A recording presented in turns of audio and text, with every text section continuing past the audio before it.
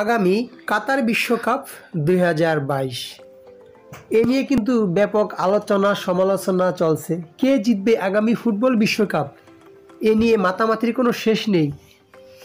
এক একজন এক এক রকম মত দিচ্ছেন। কেউ বলছেন ব্রাজিল জিতবে, আবার কেউ বলছেন আর্জেন্টিনা জিতবে। আসলে এগুলো নিয়ে কিন্তু হিসাব করা বড়ই কঠিন কাজ।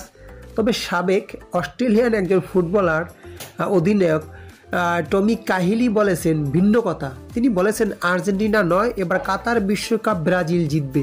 এটি হবে তাদের জন্য ষষ্ঠ বিশ্বকাপ শিরোপা। দর্শক, যারা আর্জেন্টিনা সাপোর্ট করেন শুনে হয়তো আপনাদের হৃদয়ে একটা আঘাত লেগেছে। আমি বিস্তারিত বলবো, কথাগুলো শুনবেন আশা করব। এবং ভালো লাগলে একটা লাইক দিয়ে এরকম আপডেট ভিডিও পাওয়ার জন্য চ্যানেলটা সাবস্ক্রাইব করে রাখবেন।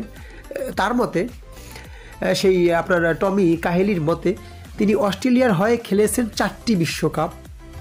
তিনি জানান, আমি আশা করব অস্ট্রেলিয়া বিশ্বকাপে ভালো করবে, কারণ প্রত্যেকেই চায় তার দেশ ভালো করুক।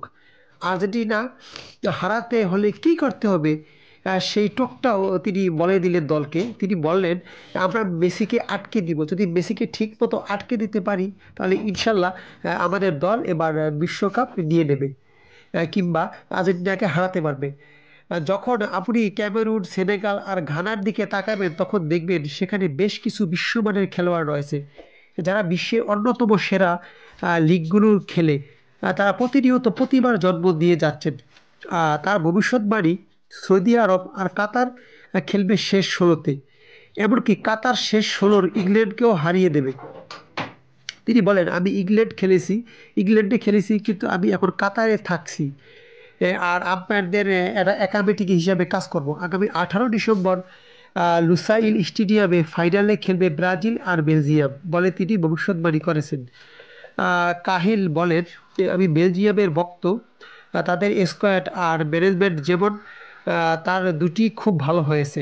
তবে যখন আমি ব্রাজিলের বিপক্ষে খেলবেন তখন দেখবেন তারা বিশ্বের অন্যতম শক্তিশালী দল। বিশ্বকাপ জেতার সম্ভাবনা তাদেরই বেশি থাকবে। দর্শক, জানি না ভিডিওটা কেমন লেগেছে। আমি কিন্তু একজন আর্জেন্টিনার সাপোর্টার। কথাগুলো শুনে কিন্তু আমার হৃদয়ে লেগেছে, আমার হৃদয়ে রক্তকরণ শুরু হয়ে গিয়েছে, ভয় ধরে গিয়েছে, কাঁপন ধরে গিয়েছে। আপনাদের কেমন লাগছে কমেন্টে অবশ্যই জানাবেন। একটা লাইক দিয়ে তাসির টিভি চ্যানেলের পরিবারের সদস্য হয়ে যাবেন। আমি পুরো বিশ্বকাপে আপনাদের সাথে থাকবো ইনশাল্লাহ। আল্লাহ হাফেজ।